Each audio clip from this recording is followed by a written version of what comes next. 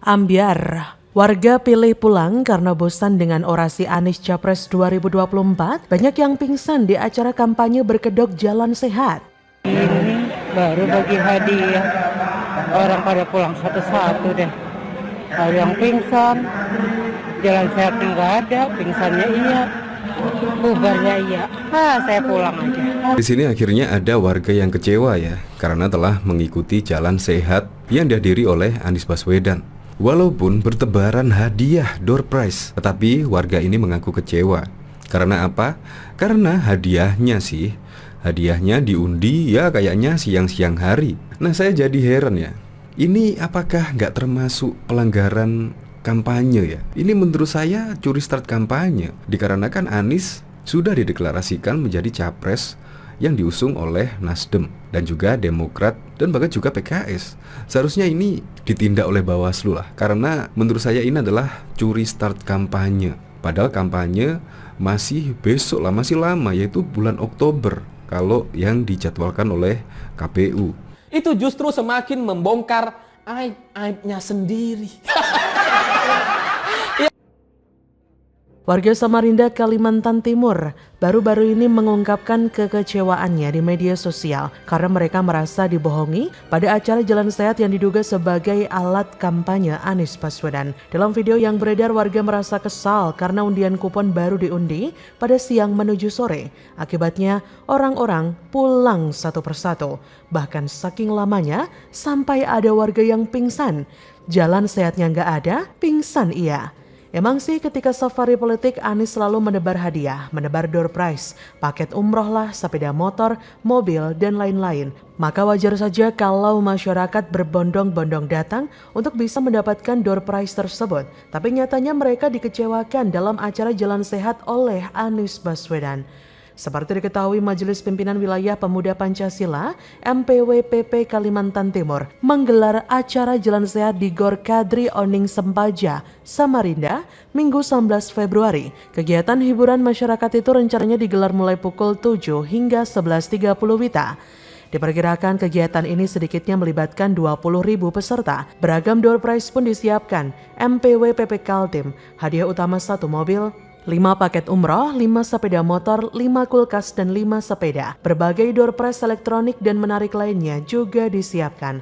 Ketua MPWPP Kaltim Zuhairi mengatakan bahwa untuk mengurai kemacetan, semua acara akan terpusat di dalam area Gor Kadri Oning Sempaja, Samarinda. Diketahui, ada 20.000 kupon jalan santai helatan PP Kaltim yang telah habis dibagikan kepada masyarakat sejak beberapa hari lalu. Dan perlu diketahui, kupon itu dibagikan secara gratis, bukan dibeli secara sukarela. Jadi wajar kalau 20.000 kupon tersebut ludes dibagikan kepada masyarakat. Jadi melihat pengakuan warga di atas, saya kira masyarakat sudah cerdas melihat bagaimana kriteria calon pemimpinnya nanti. Kalau belum apa-apa sudah seperti ini, berhadiah door prize, naik jet pribadi dan lain sebagainya, masyarakat sudah cerdas akan memilih sosok pemimpin yang seperti apa untuk 5 tahun ke depan. Apa yang dilakukan oleh Anies ini tentu sudah melanggar aturan kampanye. Bahkan menurut Ketua Bawaslu, Rahmat Bagja menyebut Anies telah melakukan curi start kampanye. Bagja menyebut kampanye pada tahapan pemilu 2024 secara resmi baru boleh diadakan di November 2023. Meski begitu, Bagja menyebut Bawaslu akan berdiskusi dengan KPU tentang aksi curi start kampanye Anies ini. Sebelumnya, Aliansi Pemuda Cinta Demokrasi (APCD) melaporkan Nasdem dan calon presidennya Anies Baswedan ke Bawaslu 6 Desember 2022 silam. Mereka mendatangi kantor Bawaslu untuk menyerahkan berkas lengkap yang sebelumnya dikembalikan. Koordinator APCD Husni Jabal menerangkan, pelaporan ini didasarkan pada dugaan curi start kampanye pemilu 2024 yang dilakukan Anies dan Nasdem.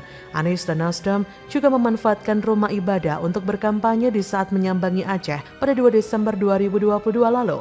Menurut Husni, laporan ini merupakan hak warga negara yang dijamin oleh undang-undang. Ia mengatakan APCD ingin menjaga marwah pemilu agar berjalan dengan sehat, aman, dan damai.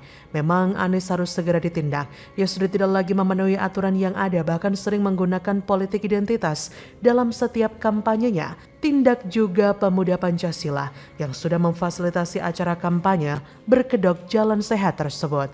Bagaimana menurut Anda?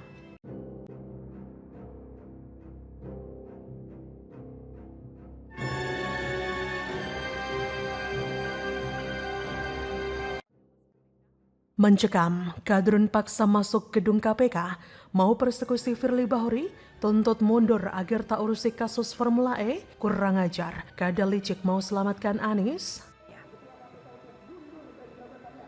Kami menuntut Ketua KPK agar bertanggung jawab dengan apa yang sedang dilakukan, karena beliau sudah menerima sebuah gratifikasi, ya, terutama gratifikasi yang helikopter itu sudah disanksi, tapi sanksi ringan. Ya, dan terus juga kami menuntut ada beberapa banyaknya baleho yang tersebar di beberapa daerah. Apa maksud dan tujuannya? Kami meminta Dewas untuk menyelidiki itu. Kalau memang itu dananya dari KPK, itu dana apa? Kadrun itu singkatan dari kadal gurun, seekor kadal yang hidup di Timur Tengah di padang pasir. Dia selalu sembunyi di dalam pasir, mengintip-intip situasi dan baru keluar kalau ada nasi bungkus. Makanan. Mirip kan? Politik itu cepat dan dinamis. Hari ini jadi gubernur yang banyak masalah, besoknya udah jadi capres yang banyak masalah juga.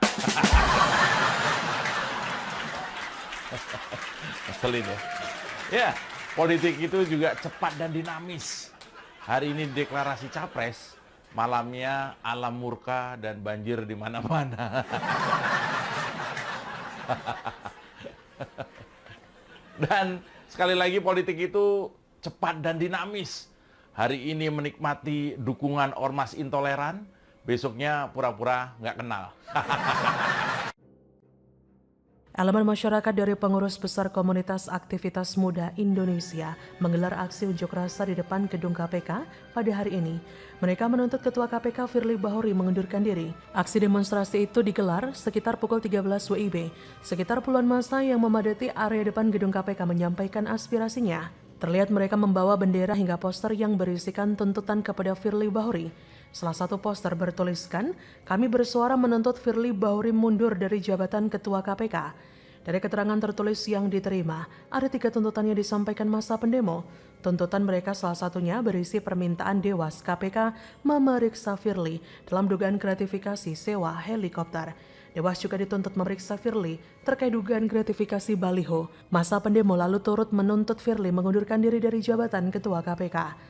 Beginilah cara kadal gurun mempersekusi Firly Bahuri, menekan KPK agar kasus Formula E berhenti diusut. Mereka sengaja membuat isu agar kasus dugaan korupsi di Formula E ditutup. Pokoknya semua cara dilakukan agar Anies gagal jadi tersangka, karena hanya dengan menuntut Firly mundur, Anies bisa bebas. Memang sebelumnya Firly sempat dilaporkan ke Dewas KPK pada 2020 silam.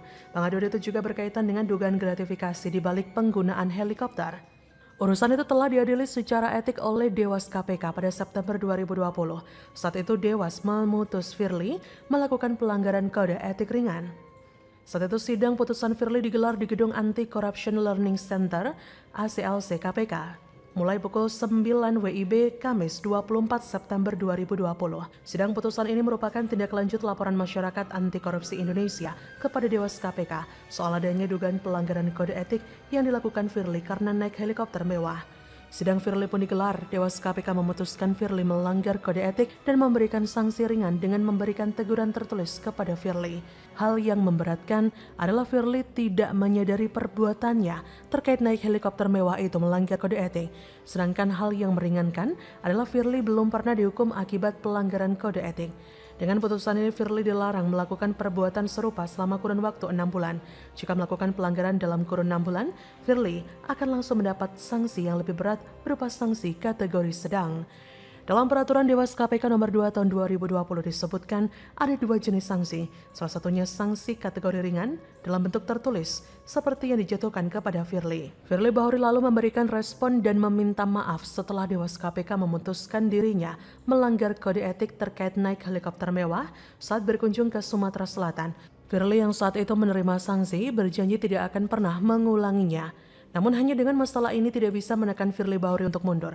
Saya yakin demo menuntut Firly mundur hanyalah sebuah pengalian isu agar kasus Formula E tenggelam. Sebenarnya para pendukung Anies ini bego-bego. Mereka menganggap bahwa Formula E lah yang bisa menjerat Anies jadi tersangka dan masuk penjara.